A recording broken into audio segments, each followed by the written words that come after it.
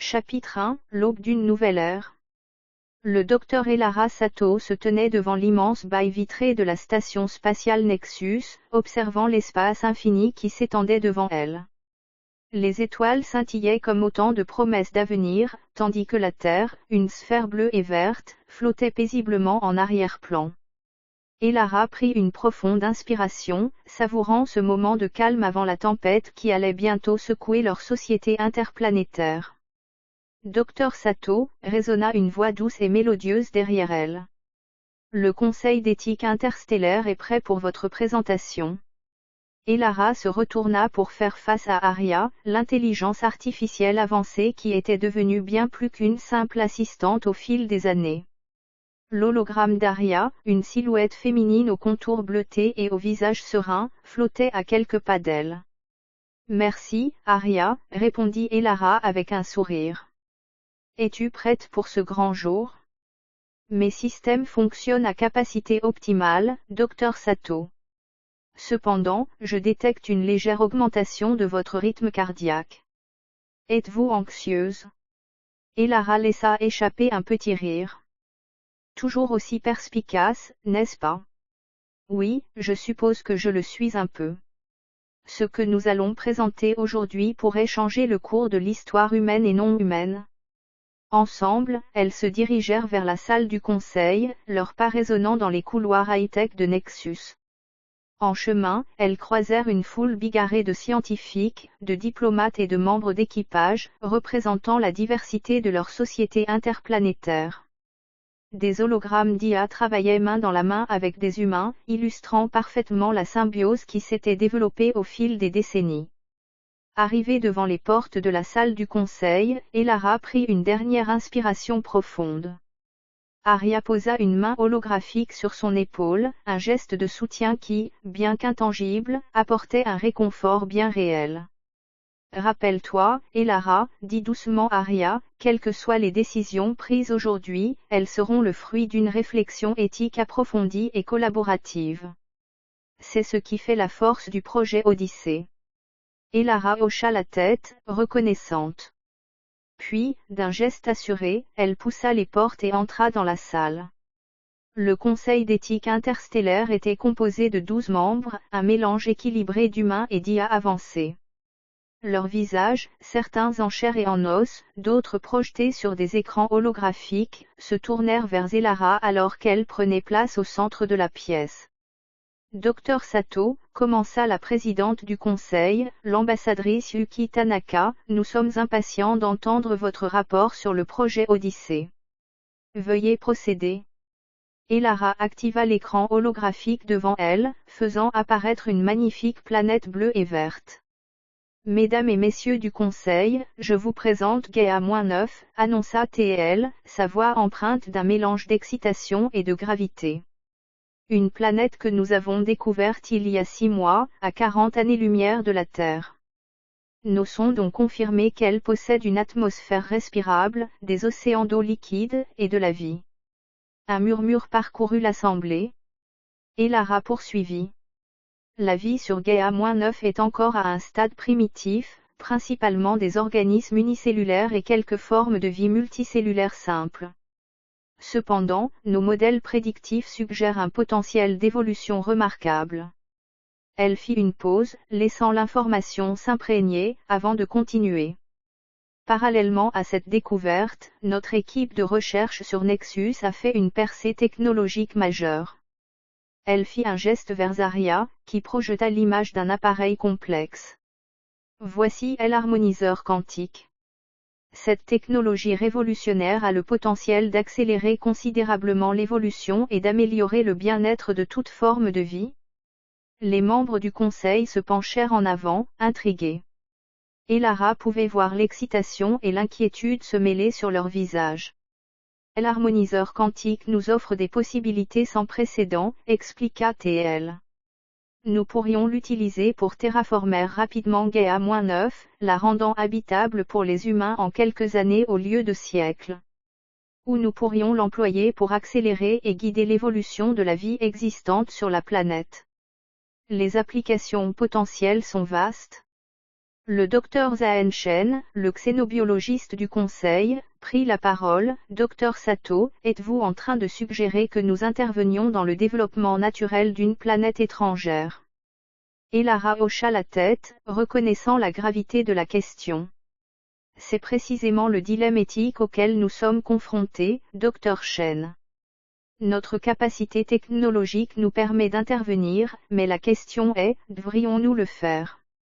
Et si oui, comment le faire de manière éthique, en maximisant le bien-être pour toutes les formes de vie concernées?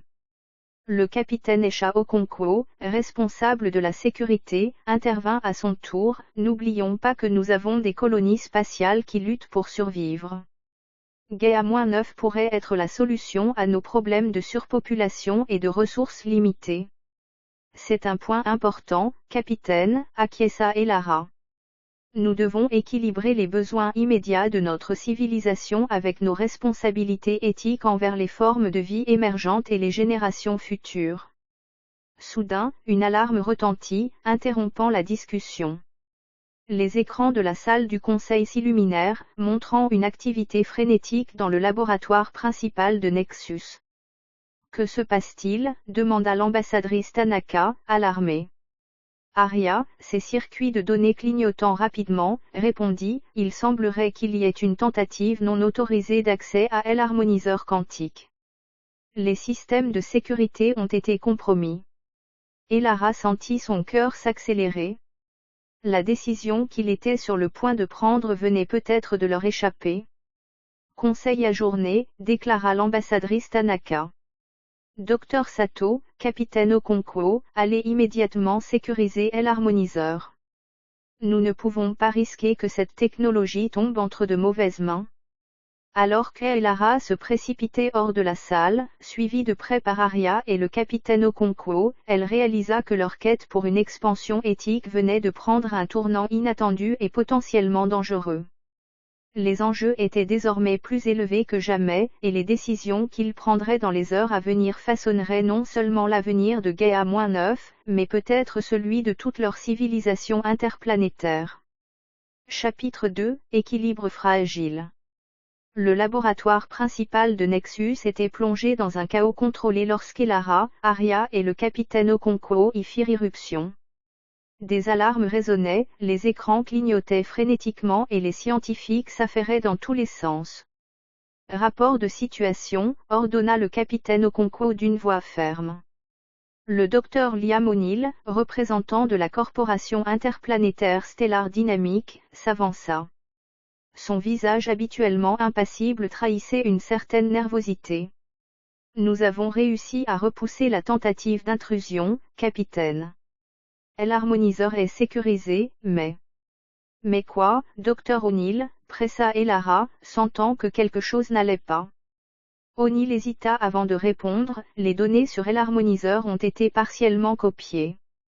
Nous ne savons pas encore qui est derrière cette attaque, mais ils ont maintenant accès à une partie de notre technologie. Un silence pesant s'abattit sur la pièce. Aria fut la première à le briser, j'ai analysé les traces laissées par l'intrusion. Il semblerait que l'attaque ait été menée par un groupe se faisant appeler les enfants de Gaia. Elara fronça les sourcils. Les enfants de Gaia. Je n'en ai jamais entendu parler. C'est un groupe nouvellement formé, expliqua le capitaine Okonkwo, ses yeux scrutant rapidement les données sur son PAD.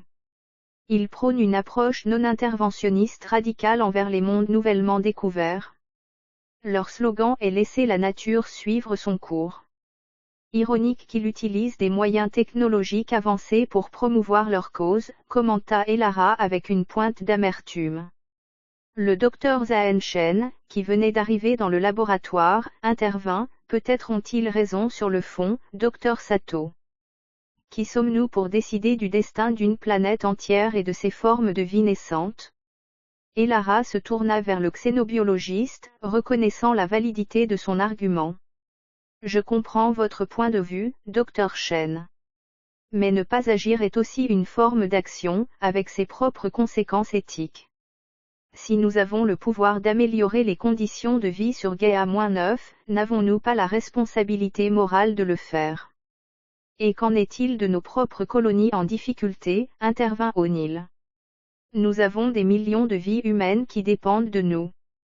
L'harmoniseur pourrait résoudre nos problèmes de ressources en un clin d'œil. Le débat s'enflamma, chacun défendant sa position avec passion. Arya observait silencieusement, ses algorithmes analysant chaque argument. Elara leva les mains pour calmer l'assemblée. Nous devons aborder cette situation de manière méthodique et éthique. Arya, peux-tu nous présenter une analyse utilitariste des différentes options qui s'offrent à nous?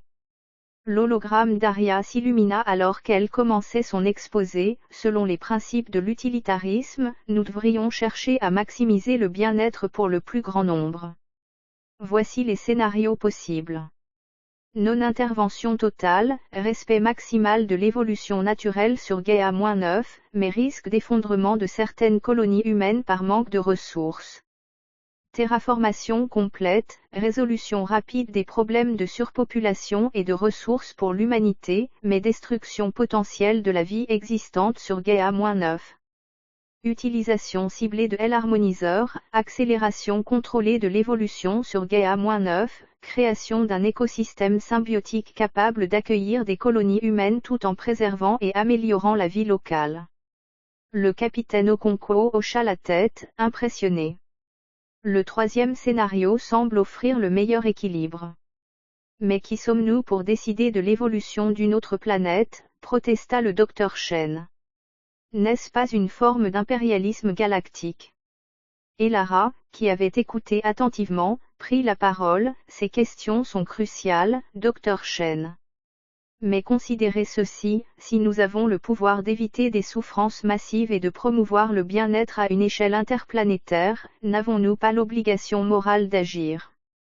L'utilitarisme nous pousse à considérer le bien-être de toutes les entités capables de souffrir ou de prospérer, qu'elles soient humaines ou non.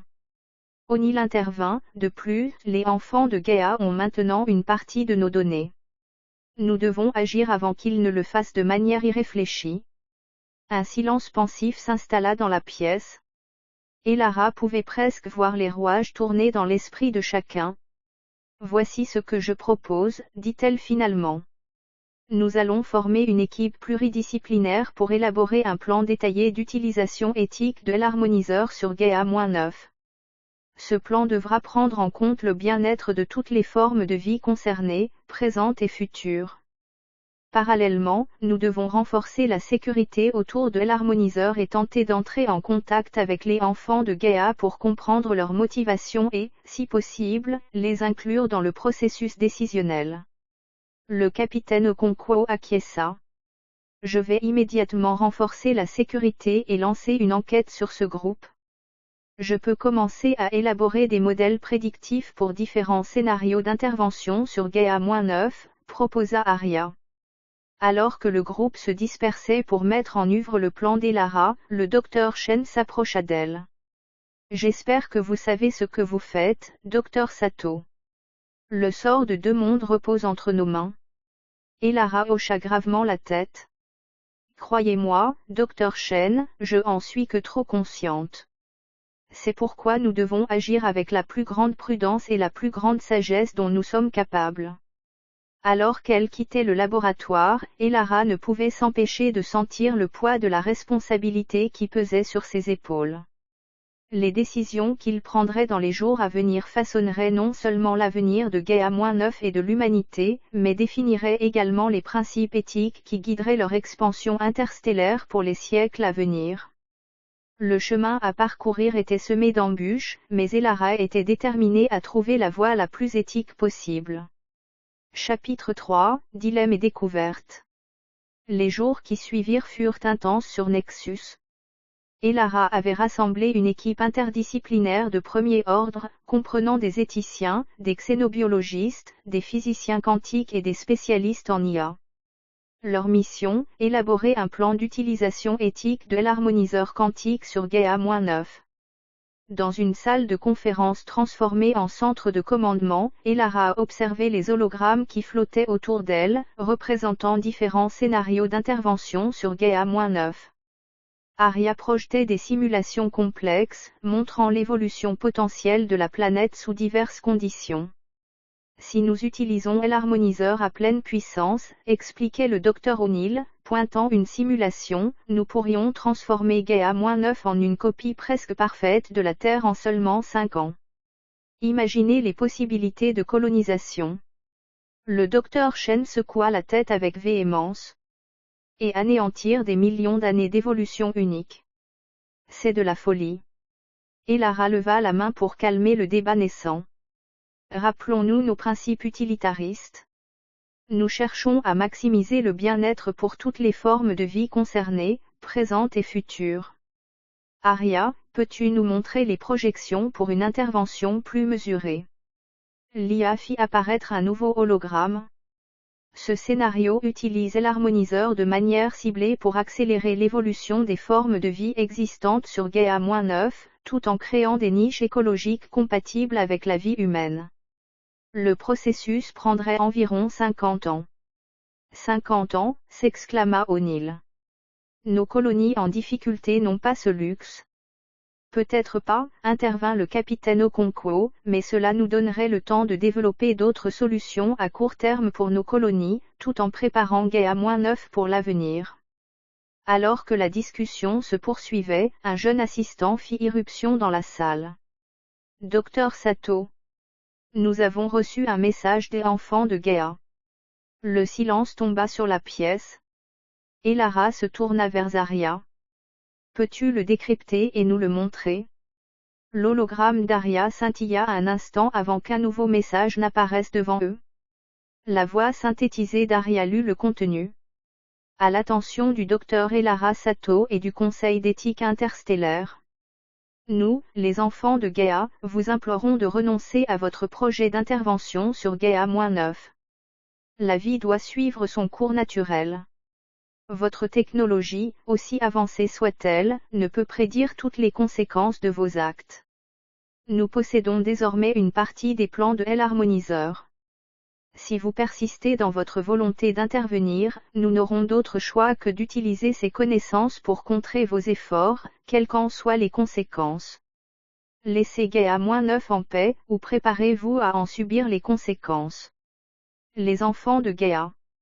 Un murmure inquiet parcourut l'assemblée. Le capitaine Okonkwo fut la première à réagir, c'est une menace directe. Nous devons agir immédiatement pour les neutraliser. Non, intervint Elara, son visage grave mais déterminé. Utiliser la force ne ferait qu'exacerber le conflit. Nous devons tenter de dialoguer avec eux, de comprendre leurs motivations profondes. Et si le dialogue échoue, demanda O'Neill, sceptique. Elara se tourna vers Aria. Aria, peux-tu analyser le message et essayer de déterminer leur position éthique? L'IA resta silencieuse un moment, ses algorithmes travaillant à plein régime. Leur rhétorique suggère une adhésion à une forme d'éthique environnementale radicale, possiblement influencée par la deep écologie. Ils semblent considérer toute intervention humaine comme intrinsèquement néfaste. C'est une perspective que nous devons prendre en compte, dit Elara, pensive. Peut-être pouvons-nous trouver un terrain d'entente en démontrant comment une intervention mesurée pourrait en fait bénéficier à l'écosystème de Gaia-9 à long terme. Le Dr Shen, qui était resté silencieux jusque-là, prit la parole. Dr Sato, et si nous invitions un représentant des enfants de Gaia à rejoindre notre équipe? Cela pourrait apaiser leurs craintes et nous apporter une perspective précieuse. Elara hocha la tête, impressionnée par la suggestion. C'est une excellente idée, Dr Shen. Capitaine Okonkwo, pensez-vous pouvoir organiser cela de manière sécurisée? Le capitaine acquiesça à contre-cœur. Ce sera délicat, mais faisable. Nous devrons être extrêmement vigilants. Alors que l'équipe commençait à élaborer un plan pour entrer en contact avec les enfants de Gaia, une alarme retentit soudainement. Les écrans de la salle s'illuminèrent, montrant une activité inhabituelle près de Gaia-9. Qu'est-ce que c'est? Demanda Elara, alarmée. Aria analysa rapidement les données entrantes. Il semblerait qu'un petit vaisseau non identifié vienne d'entrer en orbite autour de Gaïa-9. Ces signatures énergétiques correspondent à une version rudimentaire de l'harmoniseur quantique. Un silence de plomb tomba sur la salle. Les enfants de Gaïa étaient passés à l'action. Elara sentit le poids de la responsabilité peser lourdement sur ses épaules. Les décisions qu'elle prendrait dans les prochaines heures pourraient déterminer non seulement le sort de Gaïa-9, mais aussi l'avenir des relations entre l'humanité et les mondes qu'elle découvrirait. Équipe, dit-elle d'une voix ferme, nous n'avons plus le luxe du temps. Nous devons agir maintenant, mais avec sagesse et compassion. Préparons un plan d'urgence, mais gardons à l'esprit notre objectif principal, maximiser le bien-être pour toutes les formes de vie concernées. Alors que l'équipe se mettait frénétiquement au travail, Elara ne put s'empêcher de se demander si leur quête d'une expansion éthique n'était pas sur le point de faire face à son plus grand défi. Le temps pressait, et l'avenir de deux mondes était en jeu. Chapitre 4, le point de bascule. L'atmosphère sur Nexus était électrique. Dans le centre de commandement, Elara et son équipe travaillaient frénétiquement pour élaborer un plan d'action face à la présence inattendue des enfants de Gaïa sur Gaïa-9. Aria, peux-tu nous donner plus de détails sur l'activité du vaisseau en orbite, demanda Elara, les yeux rivés sur les écrans de contrôle. L'hologramme d'Aria scintilla avant de répondre, le vaisseau semble préparer le déploiement d'un dispositif dans l'atmosphère de Gaïa-9. D'après nos analyses, il s'agirait d'une version primitive de l'harmoniseur, probablement construite à partir des données volées. Le docteur Shen s'avança, le visage pâle. S'ils activent ce dispositif sans les calibrations appropriées, les conséquences pourraient être catastrophiques pour l'écosystème de Gaïa-9. Nous devons les arrêter, déclara le capitaine Okonkwo. Je peux avoir une équipe d'intervention prête en moins d'une heure. Elara secoua la tête. Non, une approche agressive pourrait les pousser à agir impulsivement. Nous devons établir le contact. Dr Sato, intervint O'Neill, le temps presse. Chaque minute qui passe nous rapproche d'un désastre potentiel. Elara prit une profonde inspiration, pesant chaque option. C'était le moment crucial, celui qui définirait non seulement le destin de Gaïa-9, mais aussi l'éthique de leur expansion interstellaire. Voici ce que nous allons faire, annonça TL finalement. Aria, prépare un message à diffuser vers le vaisseau des enfants de Gaïa. Explique-leur les risques de leur action et propose une collaboration immédiate pour une utilisation sûre et éthique de l'harmoniseur.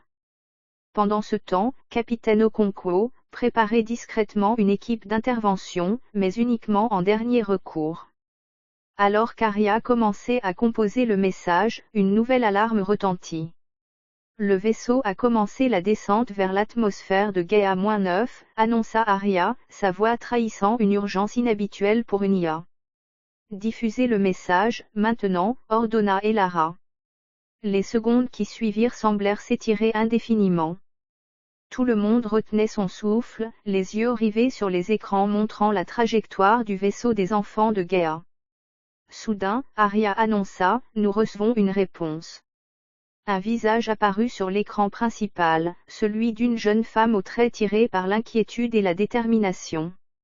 Je suis Lyra, porte-parole des enfants de Gaïa. Pourquoi devrions-nous vous faire confiance? Elara s'avança.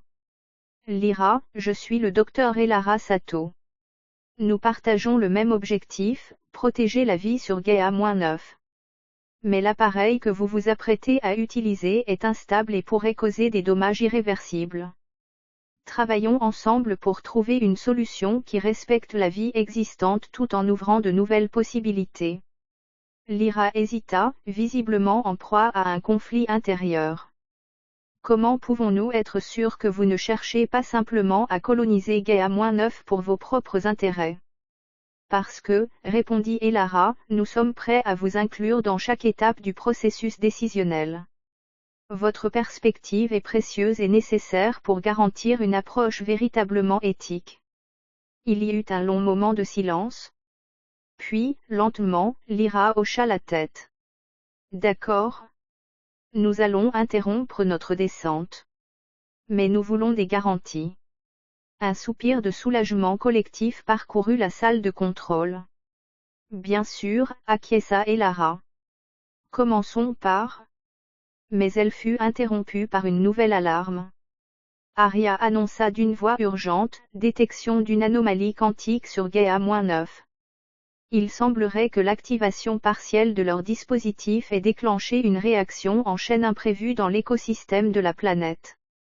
Des graphiques alarmants s'affichèrent sur les écrans, montrant une accélération brutale et chaotique de l'évolution sur Gaia-9. C'est un désastre, s'exclama le docteur Chen. L'équilibre écologique entier est en train de s'effondrer. Elara se tourna vers Lyra, toujours à l'écran. Nous n'avons plus le choix. Nous devons agir ensemble, maintenant, pour stabiliser la situation. Lyra, le visage empreint de culpabilité et de peur, acquiesça. Que pouvons-nous faire? Aria, ordonna Elara, prépare l'harmoniseur pour un déploiement d'urgence. Dr Chen, j'ai besoin de vos meilleures projections pour une intervention de stabilisation.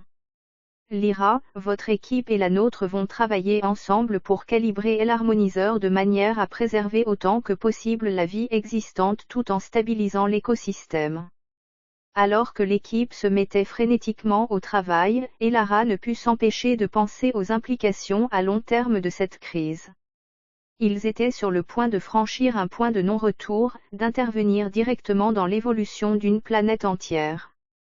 Les décisions prises dans les prochaines heures façonneraient non seulement l'avenir de Gaia-9, mais établiraient aussi un précédent pour toutes les futures découvertes et interactions avec des mondes étrangers. Le compte à rebours était lancé. L'éthique, la science et la survie s'entremêlaient dans une course contre la montre pour sauver un monde et, peut-être, définir le futur de l'expansion interstellaire de l'humanité. Chapitre 5, Symbiose cosmique. Les heures qui suivirent furent les plus intenses que Nexus ait jamais connues. Dans une collaboration sans précédent, l'équipe d'Elara et les enfants de Gaia travaillaient d'arrache-pied pour stabiliser la situation sur Gaia-9. Le centre de commandement était devenu un creuset d'idées et d'actions. Des hologrammes complexes dansaient dans l'air, représentant en temps réel l'évolution chaotique de l'écosystème de Gaia-9.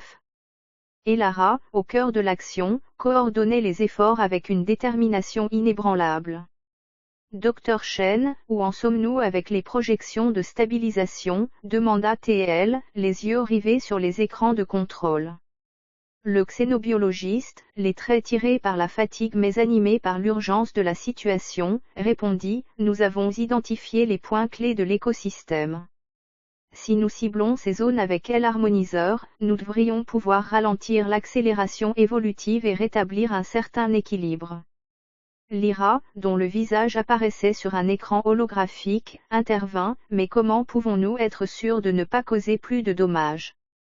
Chaque intervention risque de perturber davantage l'équilibre naturel.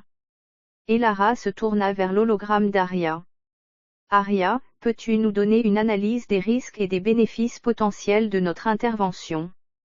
L'IA scintilla un instant avant de répondre, selon mes calculs, une non-intervention résulterait en un effondrement total de l'écosystème de Gaia-9 dans les 72 heures. Notre intervention ciblée présente un risque de 18% de complications imprévues, mais offre une probabilité de 82% de stabiliser la situation et de préserver une grande partie de la biodiversité existante. O'Neill, qui avait écouté attentivement, prit la parole. Du point de vue utilitariste, le choix semble clair. Le plus grand bien pour le plus grand nombre nous pousse à agir. Elara hocha la tête, mais son expression restait grave. Vous avez raison, mais nous devons rester conscients de l'énorme responsabilité que nous prenons. Chaque décision que nous prenons aujourd'hui aura des répercussions sur des millions d'années d'évolution future. Se tournant vers l'équipe rassemblée, Elara prit une profonde inspiration avant d'annoncer, voici le plan. Nous allons déployer l'harmoniseur en 3 phases. Première phase, stabilisation des points clés de l'écosystème identifiés par le Dr Chen. Deuxième phase, introduction contrôlée de nouvelles niches écologiques compatibles avec la vie humaine. Troisième phase, stimulation de l'évolution des formes de vie existantes pour favoriser une symbiose potentielle avec de futurs colons humains.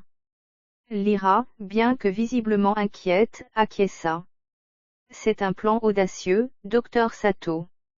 Mais comment pouvons-nous être sûrs que cette symbiose ne se fera pas au détriment de la vie indigène? C'est là que votre perspective sera cruciale, Lyra, répondit Elara. Vous et votre équipe serez impliqués à chaque étape du processus. Votre rôle sera de veiller à ce que nous respections au maximum l'intégrité de l'écosystème existant. Le capitaine Okonkwo, qui était resté silencieuse jusqu'alors, intervint. Dr Sato, je suggère que nous établissions une station de surveillance permanente en orbite autour de Gaïa-9. Cela nous permettra de suivre l'évolution de la situation sur le long terme et d'intervenir rapidement si nécessaire. Excellente idée, capitaine, approuva Elara. Aria, peux-tu commencer à élaborer des plans pour une telle station? Bien sûr, Dr Sato, répondit Lia. Je suggère également la création d'une commission éthique permanente, composée de représentants de toutes les parties impliquées, pour superviser l'évolution à long terme de Gaïa-9. Alors que l'équipe se mettait en action pour mettre en œuvre le plan, Elara ne put s'empêcher de ressentir un mélange d'excitation et d'appréhension. Ils étaient sur le point de franchir une nouvelle frontière, non seulement dans l'exploration spatiale, mais aussi dans l'éthique de l'interaction avec des mondes étrangers. Les heures qui suivirent furent intenses, chaque phase du plan étant exécutée avec une précision millimétrée. L'harmoniseur, calibré avec soin, fut déployé sur Gaïa-9, son influence subtile mais profonde se faisant sentir à travers toute la biosphère de la planète. Lentement mais sûrement, les lectures commencèrent à se stabiliser. L'évolution chaotique ralentit, se transformant en un processus plus harmonieux et contrôlé. De nouvelles formes de vie commencèrent à émerger, s'adaptant aux niches écologiques créées par l'intervention. Plusieurs mois plus tard, Elara se tenait devant la grande baie vitrée de la nouvelle station orbitale autour de Gaïa-9. La planète en dessous brillait d'une lueur bleu-vert, parsemée de continents aux formes étranges et fascinantes.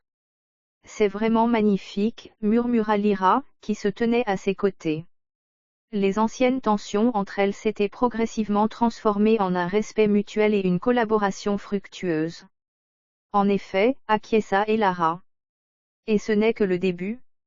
Les premiers rapports montrent que la symbiose entre les formes de vie existantes et les nouvelles espèces introduites se développe de manière prometteuse. Aria apparut sous forme d'hologramme à côté d'elle. Les dernières simulations suggèrent que Gaïa-9 sera prête pour une colonisation humaine limitée et durable dans environ 50 ans. D'ici là, l'écosystème aura atteint un nouvel équilibre stable. Elara hocha la tête, son regard toujours fixé sur la planète en contrebas. Ce que nous avons accompli ici va bien au-delà de la simple colonisation.